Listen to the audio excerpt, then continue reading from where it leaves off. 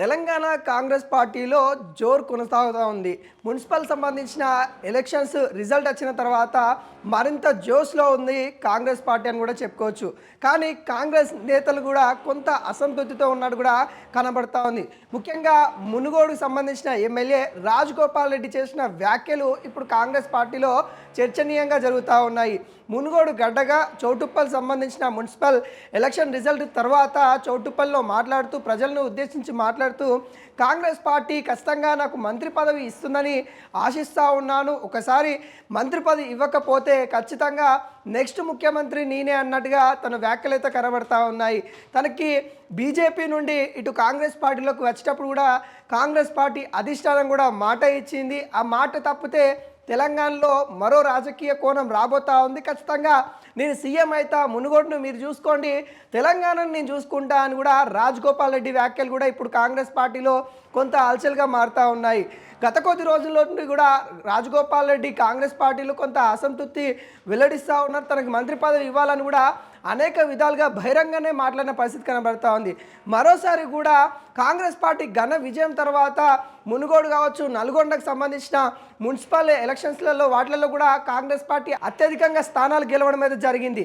ఈ నేపథ్యంలో కాంగ్రెస్ పార్టీ ఇంతగానో ముందుకు రావాలంటే మా పాత్ర ఖచ్చితంగా ఉంది, మమ్మల్ని గుర్తించండి, ఒకవేళ మమ్మల్ని కనుక గుర్తించకపోతే ఇప్పుడు మంత్రి పదవి ఇవ్వకపోతే వచ్చేసరికి ముఖ్యమంత్రిని అయినా నేను అవుతాను అనే విధంగా తన వ్యాఖ్యలైతే కనబడతా ఉన్నాయి. చౌటుప్పల్లో నిన్న మాట్లాడిన మాటలు ఇప్పుడు కాంగ్రెస్ పార్టీలో కొంత అలజడితో అవుతా ఉంది. గత కొద్ది రోజుల నుండి కూడా కాంగ్రెస్ పార్టీలో అనేక రూమర్స్ వస్తూ ఉన్నాయి. కొంతమంది కూడా బ్యాక్ డోర్ నుండి కూడా మాట్లాడుకుంటూ ఉన్నారు. ఎమ్మెల్యేలు అందరూ కూడా ఒక గుమిగూడి విధంగా, అంటే ఎమ్మెల్యేలు అందరూ కూడా అంతర్గతంగా సమావేశాలు అవుతూ ఉన్నారు. మంత్రులు కూడా కొంతమంది అంతర్గతంగా సమావేశాలు అయిపోతూ ఉన్నారు. కాంగ్రెస్ ప్రభుత్వం కూలిపోతుందనే విధంగా అనేక విధాలుగా కాంగ్రెస్ పార్టీ పైన కూడా ఆరోపణలు వస్తూ ఉన్నాయి. ఈ నేపథ్యంలో మరోసారి రాజగోపాల్ రెడ్డి చేసిన వ్యాఖ్యలు, వాటికి ఏవైతే ఆరోపణలు వచ్చాయో అవి నిజమయ్యే విధంగా తన వ్యాఖ్యలు అయితే కనబడుతూ ఉన్నాయి.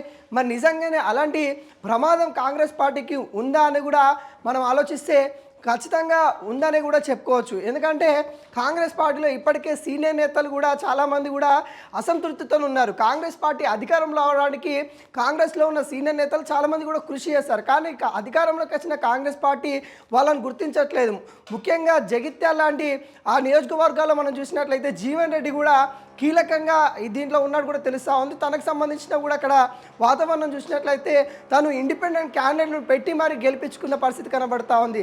ఇలాంటి వాళ్ళకి కాంగ్రెస్ పార్టీ న్యాయం చేయట్లేదు అన్నట్టుగా ఇటు సీనియర్ నేతలు జీవన్ రెడ్డి లాంటి సీనియర్ నేతలు కూడా ఆరోపిస్తున్న పరిస్థితి కనబడతా ఉంది. ఇవన్నీ వ్యాఖ్యలతో కాంగ్రెస్ పార్టీ కొంత అతలకుతలం అవుతున్న పరిస్థితి కనబడతా ఉంది. మరోసారి కూడా రాజగోపాల్ రెడ్డి కాంట్రవర్సీకి కేర్ ఆఫ్ అడ్రస్గా మారుతూ ఉన్నారు. తను మద్యం షాపుల విషయాలు కావచ్చు, మునుగోడు సంబంధించిన అక్కడ షాపుల విషయంలో కూడా తన సొంత నిర్ణయాలే నడుస్తూ ఉన్నాయి. తన నియోజకవర్గం మొత్తం కూడా తనే మంత్రి, తనే ముఖ్యమంత్రి, తనే ఎమ్మెల్యే అనే విధంగా మునుగోడు ఆ నియోజకవర్గాన్ని తను ముందుకు తీసుకెళ్తున్న పరిస్థితి కనబడతా ఉంది.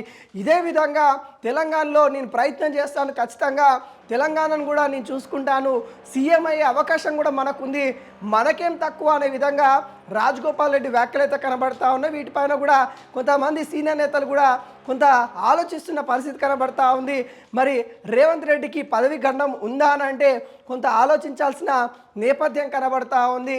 మరి ఇలాంటి వాళ్ళకి కాంగ్రెస్ పార్టీలో మంత్రిమండలిలో చోటు ఇస్తారా లేదా అన్నది కూడా మనం ఆలోచించాలి. ఇప్పటికే 2.5 సంవత్సరాలు దాదాపుగా అయిపోయే పరిస్థితి వస్తూ ఉంది. కాంగ్రెస్ పార్టీ వచ్చి ఇంకా 2.5 సంవత్సరాలు మాత్రమే బాకున్న నేపథ్యంలో మరి ఇప్పటికైనా కాంగ్రెస్ పార్టీ ఫుల్ పేజ్గా ఇంకా ఉన్న 2 స్థానాలలో మరి మంత్రిమండలి విస్తీర్ణ ఎప్పుడు చేస్తారు అనే విధంగా ఇటు ప్రతిపక్షాలు విమర్శిస్తూ ఉన్నాయి, అందులో ఉన్న సీనియర్ నేతలు కూడా విమర్శిస్తూ ఉన్నాయి.